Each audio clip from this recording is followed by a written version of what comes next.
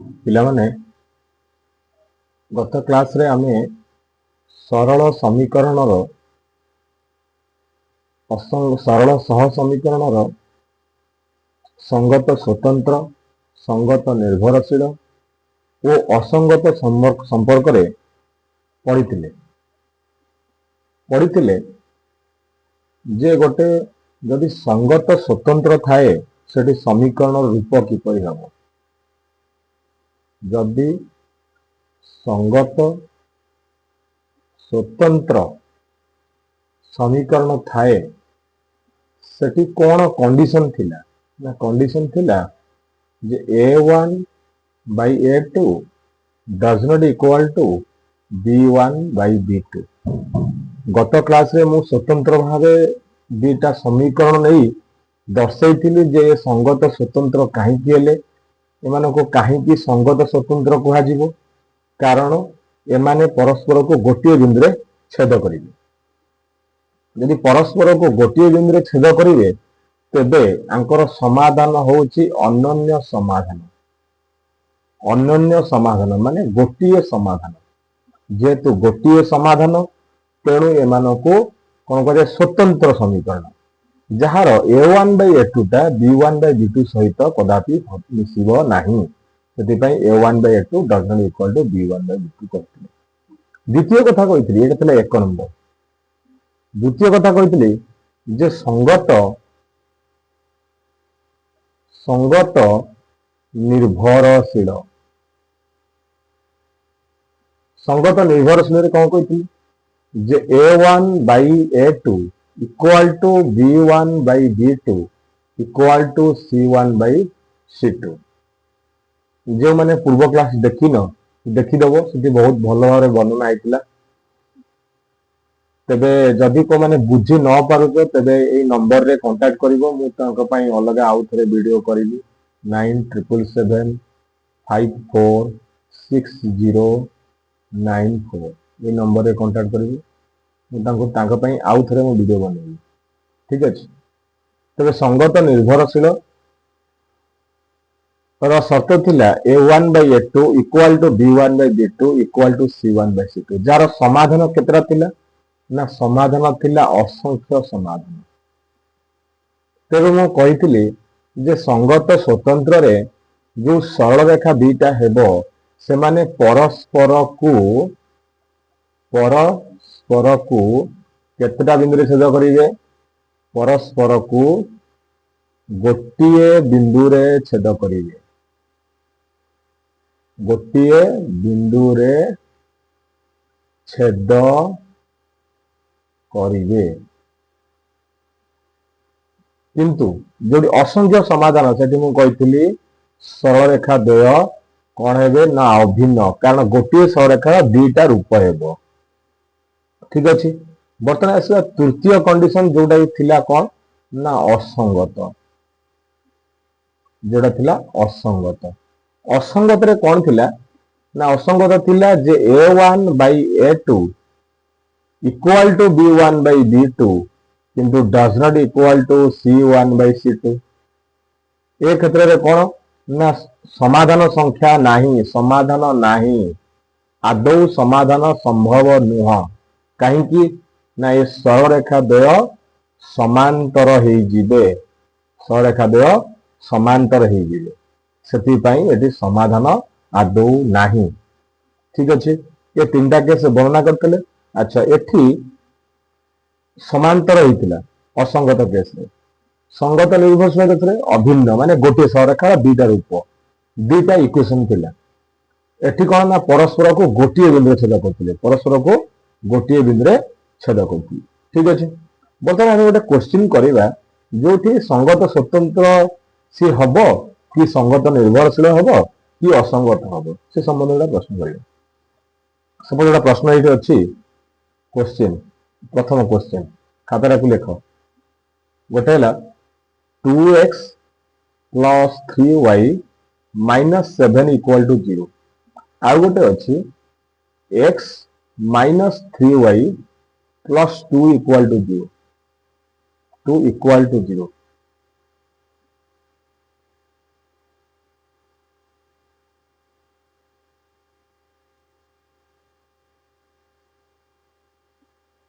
Equal to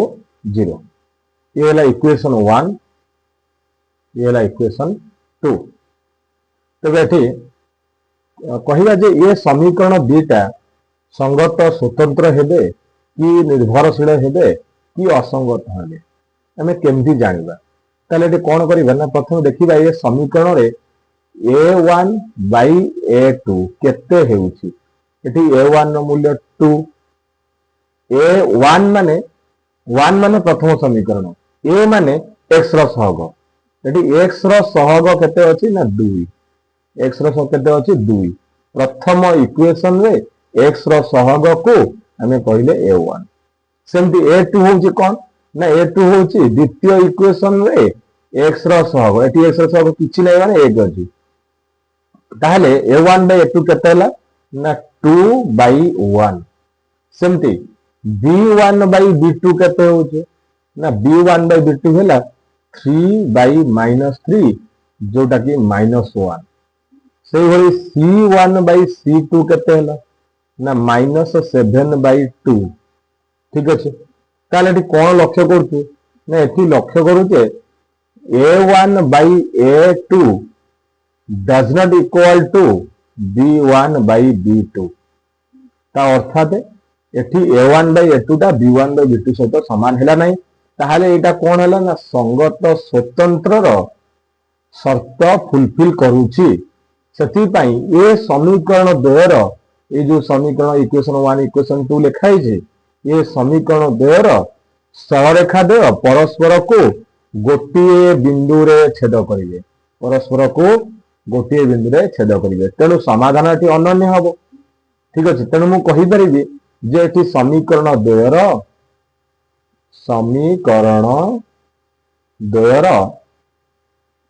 समाधान अनन्य हेबो अनन्य अर्थात गोटिए समाधान हेबो अर्थात गोटिए समाधान हेबो ठीक अछि बर्तमान मु आउट क्वेश्चन नोची ते ध्यान से देखो आउट क्वेश्चन नवा आउट क्वेश्चन नोची क्वेश्चन नंबर 2 मु होमवर्क देइथिली 1 नंबर 2 नंबर 2 नंबर क्वेश्चन ए होया क्वेश्चन थिला जोटा कि से पचार थिला जे समीकरण द्वारा अनन्य समाधान रहिबो कि असंख्य समाधान रहिबो किबा समाधान रहिबो नाही समाधान रहिबो नाही अर्थात असंगत होइतिबो ठीक अछि मु से होया प्रश्न लिखुची एठी आउट इक्वेशन लिखुची 2x plus 3y minus 7 equal to 0 सेठी जा प्रथम इक्वेशन क्वेश्चन 1 ने थिला एठी से लिखुची एठी तो गोटे equation लिखुची J लिखुची 4x plus 6y minus 14 equal to 0 ताले एटा हला इक्वेशन 1 ये हला इक्वेशन 2 भलो से बुझ डीपली जदि न बुझी पारछो ताले मते कांटेक्ट करिवे मु आउट थरे बुझाई देबी ठीक अछि तबे एठी a1 by a2 equal to 2 by 4 बुझेला a1 कहली माने इक्वेशन 1 रे x रो सहग को हम a1 कहले एठी 2 अछि a2 कहले इक्वेशन 2 रे x रो सहग एठी अछि के 4 तेन होला 2 by 4 माने सेटा होची 1 by 2 सही परी b1 by b2 equal to केते होला b1 by b2 equal to 3 by 6 जे कि होची 1 by 2 c1 by c2 equal to -7 by -14 -7 by -14 जे कि होला 1 by 2 ठीक अछि ताले मु एही लक्ष्य कोन करूची मोटे लक्ष्य करूची जे a1 by a2 equal to b1 by b2 equal to c1 by c2 हे जाउची एठी मु शर्त कोन लिखिथिली पूर्व स्टेप रे शर्त लिखिथिली एही लिखा आइছে जे संगत निर्भरशील र शर्त होची a1 by a2 equal to b1 by b2 equal to c1 by c2 तबे एठी कोन हला ना एठी मु पाइली जे a1 by a2 equal to b1 by b2 equal to c1 by c2 ताहेले एई समीकरण द्वय कोन हेले ना संगत एमान हेले संगत निर्भरशील जदि एमाने संगत निर्भरशील जदि एमाने संगत निर्भरशील ताहेले एमानकर समाधान संख्या असंख्य हबो। एमानकर ज्यामितिक रूप एमाने एबे अभिन्न सरल रेखा अभिन्न सरल रेखा। ठीक अच्छे ठीक है भल से डीपली जाएंगे पढ़ा। संगत निर्भरशील असंख्य समाधान अभिन्न सररेखा हेब एमानकर रूप। से भाई आउ गोटे प्रश्न करिया आउ गोटे प्रश्न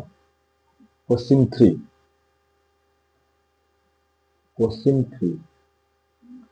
से फास्ट इक्वेशन को समान करूँ 2x + 3y - 7 = 0 इक्वेशन 1 अच्छी। आउ गोटे इक्वेशन अच्छी 4x + 6y - 2 = 0 एटा इक्वेशन 2। मुझे गोटे इक्वेशन को कांस्टेंट रखी ता सहित अलग इक्वेशन लेछि ता द्वारा हम एक रिलेटिव जानि परिबा जे कोन थिले कोन हबो। ठीक ध्यान से देखिया इति a1 / a2 = 2/4 जे कि 1/2 b1 / b2 = 3/6 से 1/2 किंतु लक्ष्य कर c1 / c2 -7 - -2 जे कि 7/2 हो गला। तारे एठी मु कोन पाइली ना एठी मु पाइली a1 / a2 = b1 / b2 does not equal to c1 / c2। तो अर्थ एठी प्रथम दुईटा समान अच्छी किंतु लास्ट एठी समान नहीं जो गोटा कि एठी मु लिखिथिली कौन लिखिथिले ना एटा होची असंगतर शर्त असंगत समीकरण शर्त थला एटा जे a1 / a2 = b1 / b2 किंतु does not equal to c1 / c2। ताले मु एठी कहिबी समीकरण द्वय कौन अटंती ना असंगत अटंती। एठी असंगत अटंती जदि असंगत हेले ताहले समाधान केते ना समाधान नाही आदौ नाही समाधान। जदि समाधान नाही से समीकरण दुईटार ज्यामितिक रूप किपरि हेबो ना से समांतर ही जिवे कौन ही जिवे ना समांतर ही जिवे। ठीक अछि ज्यामितिक रूप एठी समांतर ही जिवे। ठीक अछि तबे ये थिला तीनोटी एग्जांपल जे दुईटी समीकरण देइथिबो तन्मध्य बाछिबा जे को गोटा समांतर होउची सररेखा माने समाधान नाही तार गोटे समाधान अछि तार असंख्य समाधान अछि। तो 2 नंबर क्वेश्चन आरि ऊपर बेस करथिला। वर्तमान हम जिबा 7 नंबर 8 नंबर 9 नंबर क्वेश्चन को कोन देथिला से क्वेश्चन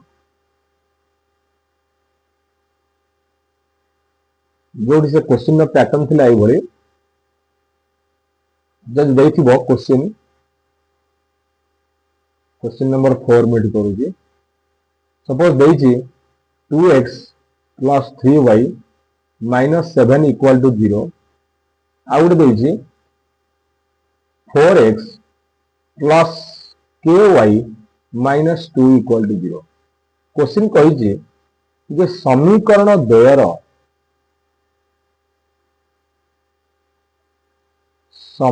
द्वयर अनन्य समाधान थिले k रो मान निरूपण कर माने k रो मान केते हबो बोली क्वेश्चन रे करिवा को कहिछि। ताला हम कोन कले केमतिया को समाधान करिवा रे आंसर जेहेतु क्वेश्चन रे मेंशन अछि जे समीकरण द्वय होजंदी अनन्य समाधान। मु कहितली अनन्य समाधान माने संगत स्वतंत्र ता माने एठी समीकरण द्वय संगत स्वतंत्र अछि। संगत स्वतंत्र मु लिखिबी समीकरण द्वय संगत स्वतंत्र अटंती जेहेतु समीकरण द्वय संगत स्वतंत्र अटंती ताहेले कौन हबो ना a1 by a2 does not equal to b1 by b2 हेबो ताहले दैट इम्प्लाइजेस एठी तरे कोन अछि मूल्यटा पुट करिबा a1 नो मूल्य होला 2 b1 नो मूल्य 4 does not equal to b1 नो मूल्य होला 3 b2 नो मूल्य होला k ताहले दैट इम्प्लाइजेस एकु सम काटिले एठी 2 रे एठी काटिले 2 3 गुणे 6 ताने k does not equal to 6 ठीक अछि अरे क्वेश्चन कहिछि जे k रो मूल्य निरूपण कर k रो मूल्य केते हेबो किंतु उत्तर हमर भाला जे k रो मूल्य -6 हबनी अरे ये कोन k रो मूल्य -6 हबनी ताहले क्वेश्चन दिला k रो मूल्य केते हबो ताले हम लिखिबा k रो मूल्य k रो मान कोन ना 6 भिन्न जे कोनोसी वास्तव संख्या अर्थात समीकरण रे कोन पहला टिके वेट करिया गोटे मिनिट अर्थात समीकरण रे ये जो समीकरण रे थिला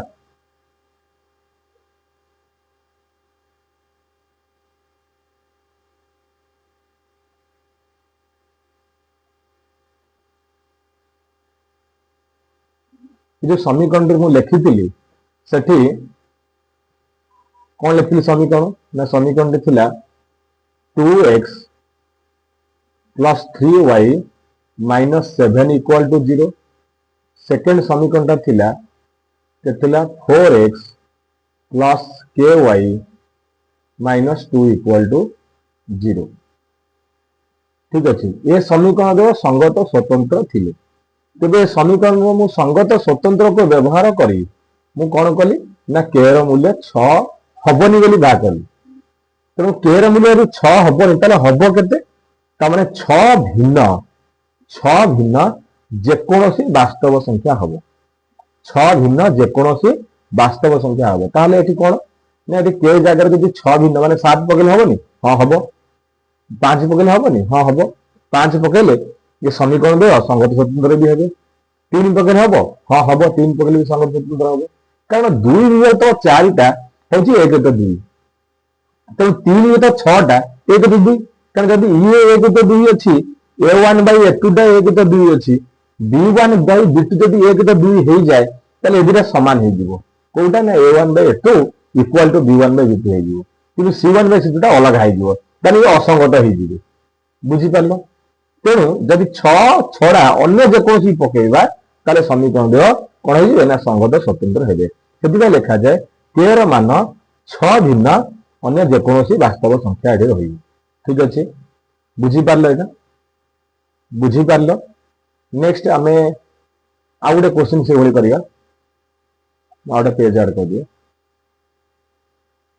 ये क्वेश्चन नंबर 4 आइतला क्वेश्चन नंबर 5 क्वेश्चन 5 ठीक अच्छे क्वेश्चन 5 देखिए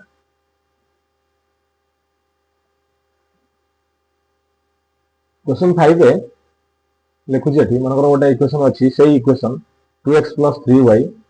minus 7 equal to 0 आउट इक्वेशन लिखिबा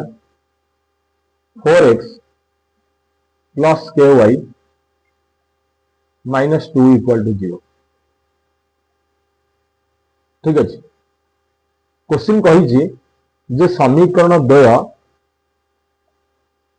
क्वेश्चन कहछि जे समीकरण द्वय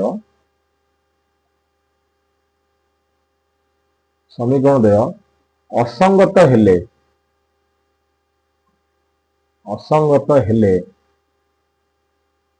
k रो मान केते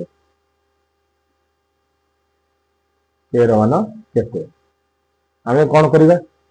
ना आमे मन पकेबा जे असंगत हेले कोन शर्त थिला से शर्तटा को प्रथम मन पकेबा असंगतर शर्त कोन एटी आंसर करिबा ठीक अछि देखिबा यदि असंगत अछि असंगतर शर्त होउची जे a1 by a2 equal to b1 by b2 does not equal to C1 by C2 तेबे एठी देखियो पड़िबो जे k रो पोजीशन कोठी अछि ना k रो पोजीशन एठी B2 रे अछि k रो पोजीशन अछि कोठी ना B2 रे यदि B2 रे k रो पोजीशन अछि ताले A1 by A2 एवं B1 by B2 रे हमें k रो मूल्य भाग करबा हमको C रे जिबा को पड़िबो ताले एठी मूल्य प्रथम पके देखिबा एठी ला 2 by 4 equal to 3 by k does not equal to 7 by 2 ठीक अछि हमको k टा एठी B1 B2 जगह रे अछि that implies ये ला 1 by 2 equal to 3 by k आ आकु लिखबार आवश्यकता नाही that implies k equal to 6 ताले उत्तर एठी बाहर गेला सेठी जंदी does not equal to बाहर प्लेट जंदी equal to बाहरला तो हमको सेमती लिखिबार नाही सीधा सलग लिखिबा जे k रो मान 6 पई k रो मान 6 पई समीकरण द्वय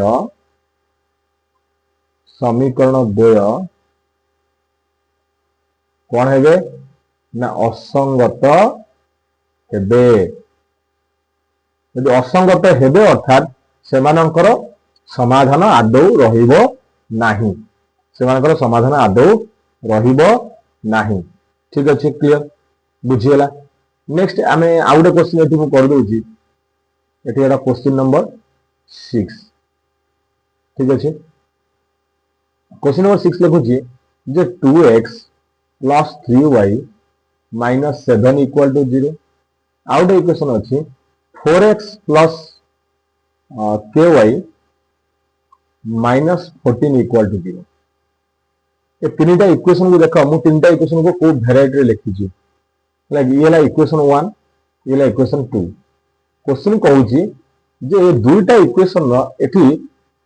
समीकरण दे समाधान असंख्य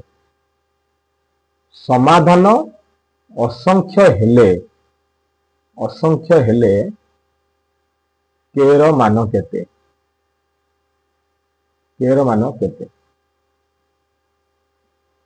समाधान असंख्य हेले k रो मान केते बोली क्वेश्चन पचारि दिए ताहले एठी देखिबा आमे जानछु समाधान असंख्य माने कोन आंसर समाधान असंख्य माने से होचंदी संगत निर्भरशील माने तार शर्त होची a1 by a2 equal to b1 by b2 equal to c1 by c2 ठीक अछि that implies एठी a1 by a2 वाला 2 by 4 equal to 3 by k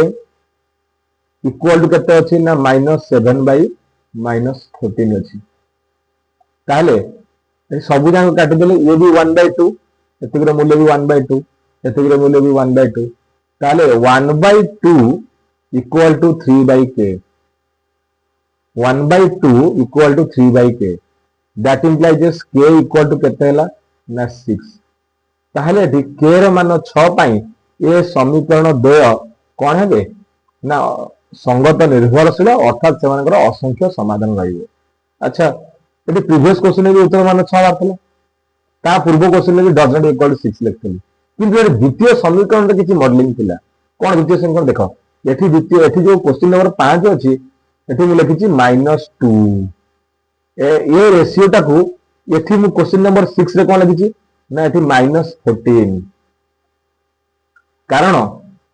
असंगत हेले सेकंड टा डज नॉट इक्वल टू रहिबो लास्ट टा जोडा c1 by c2 टा किंतु जदि असंख्य समाधान माने संगत निर्भरशील हुए eighty equal to c1 by c2 देबो सेठी पे मु देखिली एटी 1 by 2 करिया पड़िबो तो c1 by c2 टाको मु एटी ऑलरेडी कोन कर देछि ना एटी 1 by 2 रूपे लिखिछि ठीक अछि बुझी गेला तेणु हमर जो अछि 7 number 8 number 9 number question 7 number 8 number 9 number ये रहिला होमवर्क सेठी जदि किछि क्वेश्चन हबो नै ताले मते कहिबो मु से क्वेश्चन वीडियो करिबी ठीक अछि थैंक यू आज पे एतिकी पुणी नेक्स्ट क्लास रे मु ता परवर्ती क्वेश्चन में करिबा सॉल्व ठीक अछि थैंक यू।